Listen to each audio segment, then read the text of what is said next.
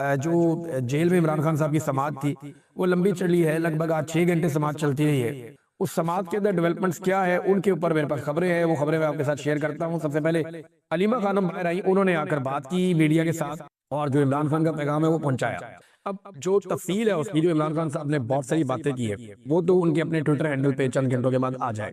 जब वो आएगा तो मैं आपके साथ शेयर कर दूंगा, लेकिन पहले आप ये सुने कि अलीमा खानम ने क्या कहा। आप उन्होंने कहा जी कि सलमान सफदर साहब ने आपको बता दिया जो कानूनी मामला, तो मैं आपको आगे चल के बताता हूँ। मैं इमरान खान का पैगाम लेकर आती हूँ जो मैं पहुंचाती आई हूँ, और पहले भी हम पिछले 2 साल से यही पैगाम पहुंचाते आए हैं। ये सिर्फ इमरान खान का पैगाम है। अच्छा, ये इमरान खान साहब ने ताकीद की अपनी बहनों को कि आप लोग जो है ना वो मेरा नाम ले लिया करें कि ये मेरा पैगाम है, ताकि आप लोगों के ऊपर जो टॉर्चर होता है या बाहर आपके साथ ज्यादती होती है वो आप लोगों के साथ ना हो। तो उन्होंने कहा जी कि उन्होंने हमें हदायत की है कि अपना और उनका पैगाम आप तक, मीडिया तक पहुंचाएं।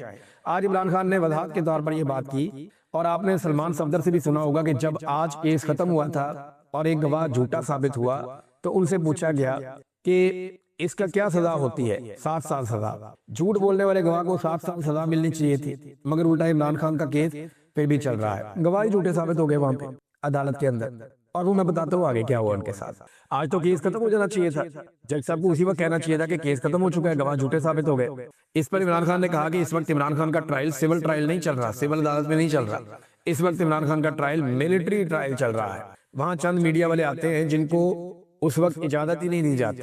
अगर वो कोई सवाल करें या बात करें तो इमरान खान की बात बाहर मीडिया के जरिए आम नहीं हो पाती। ये पैगाम हमें वही लोग बताकर भेजते हैं। उन्होंने कहा कि इस वक्त मेरा मिलिट्री ट्रायल चल रहा है, ये बिल्कुल सिविल ट्रायल नहीं है। वो कहते हैं कि जो उनकी राय और उनके हकूक है, जो जेल के कवानीन और पाकिस्तान के कवानीन के मुताबिक होने चाहिए, वो बुशरा बीबी और इमरान खान को जेल में मुयस्सर नहीं है। ये भी जनाब इमरान खान साहब ने शिकवा किया।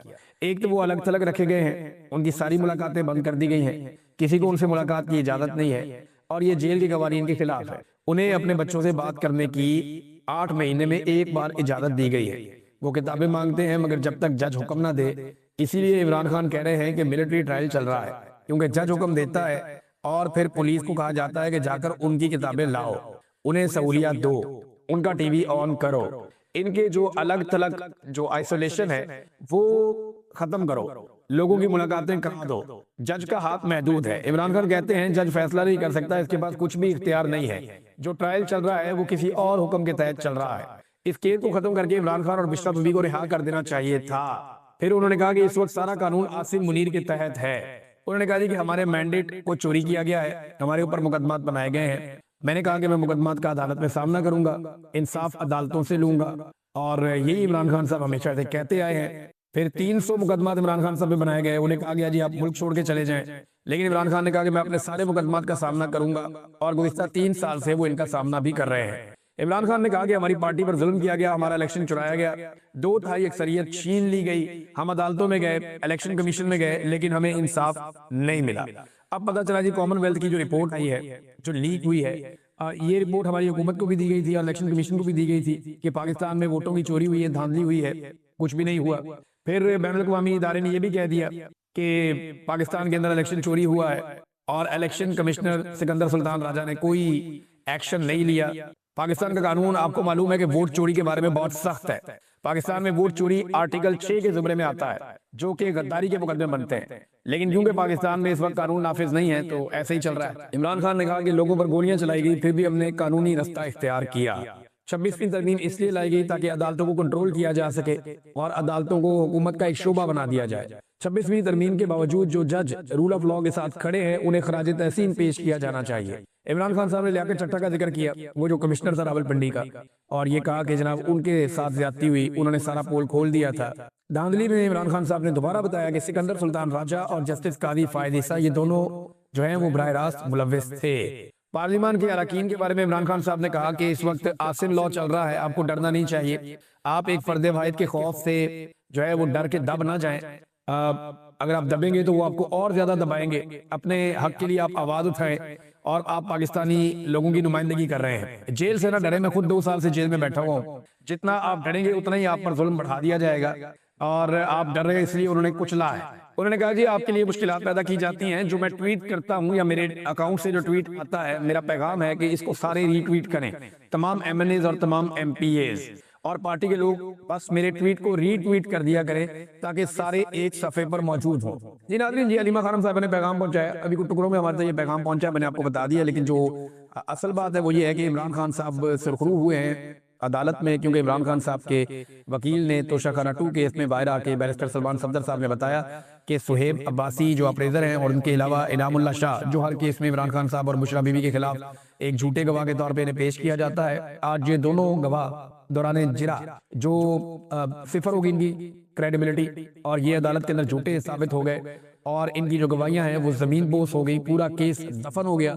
लेकिन इसके बावजूद केस चलाया जा रहा है और अलीमा खानम ने बड़ी वजाहत से बात की है। मैं भी आपको ये बता देता हूँ कि जब तक इमरान खान साहब को तोशाखाना 2 में सजा नहीं सुना दी जाती एस्टेब्लिशमेंट के कहने पे, तब तक जस्टिस सरफराज टोगर इमरान खान साहब को इस्लामाबाद हाई कोर्ट से बाहर नहीं आने देंगे, जो उनका हक है। वो केस नहीं लगने देंगे जहां पे इमरान खान साहब को फौरी तौर पे छोड़ देना चाहिए अल कादर यूनिवर्सिटी वाले केस में। लिहाजा पहले यहाँ सजा सुनाई जाएगी, फिर वहां पे जमानत होगी, ताकि वो अदालत के देखें जी हमने इंसाफ दे दिया है, और यहाँ पे जो सजा सुनाई जाएगी वो कहेंगे जी अब इसके अंदर इमरान खान को जेल में रख रहे हैं। ये है नाज़रीन मामला। लेकिन सुहेल अफरीदी साहब की आज फिर मुलाकात नहीं करवाएगी। उसने कहा कि किसी सूबे का हक डंके की चोट पर मैं लूंगा अपने सूबे का हक, लेकिन किसी से भीख नहीं चाहिए। पाकिस्तान में जो पॉलिसी गलत होगी इसके खिलाफ हूं मैं। उन्होंने ये भी कहा, उन्होंने कहा हमारे एक एक घर से 20-20 लोग शहीद हो रहे हैं। जिन लोगों के घरों पर मार्टर गोले और ड्रोन हमले होते हैं इसका दर्द वही समझते हैं। जो फौजी शहीद होते हैं वो भी मेरे हैं। उसके जनाजे को कंधा भी दिया। वो एक शहीद के जनाजे का बोझ कल 80,000 शोहदा का बोझ था मेरे कंधे पर। ये फौज भी मेरी है, पाकिस्तान भी मेरा है, इसलिए पाकिस्तान में जो भी गलत पॉलिसी होगी मैं उस पर बोलूंगा। देखिए अब अपनी पॉलिसियों से अपने फौजी शहीद करवा रहे हैं, अपने पुलिस वाले शहीद करवा रहे हैं। हमें दिमाग से काम लेना चाहिए। क्या ये पॉलिसी बलूचिस्तान में काम कर गई? नहीं कर गई। आपने जनाब बेशुमार सैकड़ों ऑपरेशन कर दिए कबायली इलाकों में, क्या ये पॉलिसी काम कर गई? नहीं कर गई। तो फिर जो इमरान खान ने पॉलिसी लगाई थी उससे अमन आ गया था ना, कम से कम 3 साल अमन रहा ना, तो फिर आप वही पॉलिसी लगाइए और उसी तरीके से चलिए। रियासती ताकत और रियासती डंडा जरूरी है। लड़ाई खत्म हो गई, जंगबंदी हो गई, दोनों तरफ से दावे किए जा रहे हैं, दोनों तरफ से बहुत बातचीत की जा रही है, लेकिन इसके असरात बड़े दूर तक जाएंगे। ऐसा नहीं है कि ये मामला यहाँ पे दब जाएगा। ये नहीं होना चाहिए था, ये नामुनासिब है। और 2 ब्रदर इस्लामी ममालिक की फौजें आमने सामने आ जाएं और उनके बीच में गोली चल जाए, शेलिंग हो जाए और बहुत सारी जानें चली जाएं, ये नहीं होना चाहिए था, लेकिन ये हुआ है। अब ये हकीकत है और इस हकीकत को हमें तस्लीम करना पड़ेगा। पाकिस्तान और अफगानिस्तान के दरमियान लड़ाई रुकने के बाद जो है वो आदादो शुमार दिए जा रहे हैं कि हमने इतने मार दिए और हमने इतने मार दिए। ये चल रहा है। मेरे ख्याल में ज्यादा बड़ी बात यह है कि लड़ाई अफगानिस्तान और पाकिस्तान के बीच में हुई है और अफगानिस्तान की उस फोर्स ने पाकिस्तान के साथ लड़ाई की है जिस फोर्स को पाकिस्तान ने खुद तरबियत दी थी, पाकिस्तान ने खुद इनको तैयार किया था। ये तालिबान पाकिस्तान की सरजमीन पे बनाए गए हैं, पाकिस्तान के मदारिस में पढ़े हैं और पाकिस्तान की फौज ने इनको तैयार किया है। उस वक्त पाकिस्तान की फौज को रियाल और डॉलर्स मिलते थे और उनके एवज जो है वो पाकिस्तान की हुकूमत उस वक्त की ज़ियाउल हक साहब का दौर था तो वो ये खिदमात सर अंजाम देते थे। बहुत सारे जर्नैल जो है वो अरबपति बन गए, उनकी औलादें संवर गई, उनके पास आज भी बेशुमार पैसा है और वो पैसा अफगान वार के दौर में आया था। बेशुमार लोगों ने स्मगलिंग का कारोबार किया और सब ने इस बहती गंगा के अंदर हाथ धोए और अब दोनों ममालिक को एक दूसरे से गिला है, शिकवा है। अफगानिस्तान ने इल्जाम लगाए, पाकिस्तान ने कहा जी कि हमने 200 से जायद वहां पे जो अफगानी है उनकी जानें ले ली है और इसमें उन्होंने बताया जी बहुत सारे जो है इससे ज्यादा उनके जख्मी भी हुए हैं, जबकि अफगानिस्तान ने कहा जी नहीं वो सिर्फ 9 की तादाद है। जबकि अफगानिस्तान ने दावा किया कि पाकिस्तान में 58 फौजी जो है वो शहीद हुए हैं और ISPR ने कहा नहीं जी ये तादाद जो है वो 23 है। अब 29 जख्मियों का भी बताया जा रहा है, जबकि अफगानिस्तान ये नंबर ज्यादा बता रहा है। अब जब भी कभी लड़ाई होती है तो उसके बाद ये नंबर लोग गिनते हैं, एक दूसरे को नीचा दिखाने की कोशिश करते हैं, अपनी अपनी फौज को बूस्ट करने की कोशिश करते हैं, लेकिन किसके खिलाफ? पाकिस्तान की फौज को अफगानिस्तान के खिलाफ तैयार करना या अफगानिस्तान की फौज को पाकिस्तान के खिलाफ तैयार करना, ये नामुनासिब है। इमरान खान साहब ने इसके बारे में मना भी किया था। वो ये कहते रहे कि अफगानिस्तान के साथ, ईरान के साथ, चाइना के साथ हमारे बेहतरीन ताल्लुकात होने चाहिए, हत्ता कि इंडिया के साथ भी हमारे अच्छे ताल्लुकात होने चाहिए, लेकिन बराबरी की सतह पे होने चाहिए। और तमाम ममालिक के साथ बैठकर जब आप बात करते हैं तो वो पैसा जो आप बंदूकें खरीदने पे और गोलियां बनाने पे और बम खरीदने पे लगाते हैं, वो पैसा आप अपने बच्चों की तालीम के ऊपर लगा सकते हैं, सेहत के ऊपर लगा सकते हैं, आप साइंस के ऊपर लगा सकते हैं, आप तरक्की कर सकते हैं। और इस दौर में जिसकी मईशत बेहतर होगी, जो ज्यादा एजुकेटेड होगा, वही ज्यादा आगे निकलेगा। यूरोप के अंदर आप देख लें, उनके पास वो इस पैमाने पे इस तरह के काम नहीं करते, लेकिन उनका बजट जहां पे इस्तेमाल होता है सारी दुनिया वहां जाना चाहती है और जब आप माशी तौर पे मजबूत होते हैं तो आप दिफाई नुक्ता नजर से भी बहुत मजबूत हो जाते हैं। जैसे जैसे चाइना की मईशत ऊपर आई है, उसका दिफा नाकाबिले तस्खीर होता चला गया, वो मजीद मजबूत और खुद कफील होते चले गए अपने दिफा के मामलात में। यही रशिया के साथ हुआ, जब उनकी मईशत को चोट लगी तो उनका दिफा भी उस दौर में कमजोर हुआ। तो मईशत जो है वो उसके ऊपर डिपेंडेंसी होती है आपके दिफा की। तो पाकिस्तान को अच्छे ताल्लुकात दुनिया के साथ बनाने चाहिए, लेकिन बदकिस्मती से हमारे हमसायों के साथ अच्छे ताल्लुकात नहीं है।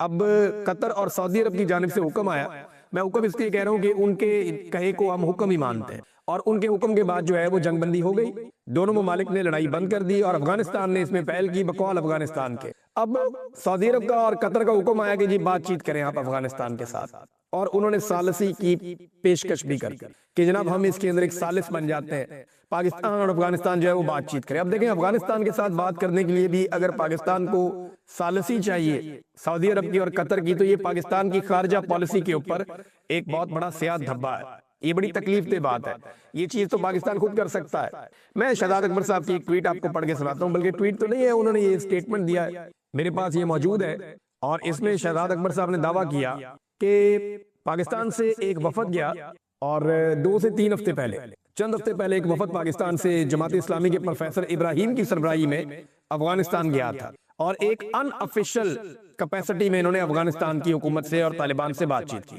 तालिबान रहनुमाओं ने 2 साल पुराना अपना मौक़िफ़ दोहरा दिया कि हम तहरीके तालिबान पाकिस्तान को होस्ट के इलाके में आबाद कर देते हैं, लेकिन आपकी फौज इंटरनेशनल एस्टेब्लिशमेंट के ज़ेरे असर फैसले करती है, अपने मुल्क के मफाद में नहीं करती। उन्होंने मगरिब में अपनी रेलिवेंस के लिए तालिबान के मामले पर यू टर्न लिया है। ये बिल्कुल वैसे ही है जैसे पहले ये कश्मीर में जहाद करवाते थे, फिर मगरबी एस्टेब्लिशमेंट के ज़ेरे असर यू टर्न ले लिया, और फिर पाकिस्तान में ये टीटीपी वगैरह वजूद में आ गई। तालिबान ने मजीद कहा कि अगर किसी को लगता है कि वो यहाँ हमारे मामूली इख्तलाफात की बुनियाद पर रजीम चेंज करवाने की सोच रखता है, तो नामुमकिन है कि आप इसमें कामयाब हो सकें। अब ये बात जो है वो शहजाद अकबर साहब ने कही है। देखिए, इमरान खान साहब को आपको दाद देनी पड़ेगी, उसकी एक वजह है। पहले तो आप ये देखें, सऊदी अरब ने और कतर ने कहा कि आप बातचीत करें अफगानिस्तान से, यही बात आपको इमरान खान ने कही। तो DGISPR इतने गुस्से में थे कि जब वो बोल रहे थे तो उनके मुंह से झाग उड़ रही थी कि ये कैसे हो सकता है कि दहशतगर्दों से मुलाकात किए जाएं, बातचीत की जाए। वो कौन है जो कहता है कि बातचीत करो, उनके साथ जो फितने हैं इमरान खान के बारे में। तो DGISPR को बहुत गुस्सा था जब इमरान खान ने कहा कि मुज़ाकरात की जाए, बातचीत की जाए। अब वही बात जो है वो सऊदी अरब ने और कतर ने की है, तो क्या DGISPR उसी लेवल का गमो गुस्सा दिखा सकते हैं? नहीं। देखिए, बात इमरान खान ने भी ठीक की है, बात सऊदी अरब ने और कतर ने भी ठीक की है, बात ओमान से भी जो बात आई है वो ठीक बात आई। वो गलत बात नहीं है कि पाकिस्तान को और अफगानिस्तान को लड़ना नहीं चाहिए, बातचीत से मसला हल करना चाहिए। बात इन सब ने एक जैसी की है। मामला ये है कि पाकिस्तान की मिलिट्री एस्टेब्लिशमेंट को बात से इख्तलाफ नहीं है, शख्सियत से इख्तलाफ है। सऊदी अरब कहे तो ठीक है, कतर कहे तो ठीक है, इमरान खान कहे तो हम गाली देंगे, हम बदतमीजी करेंगे, क्योंकि मिलिट्री एस्टेब्लिशमेंट इमरान खान को या उसकी पार्टी को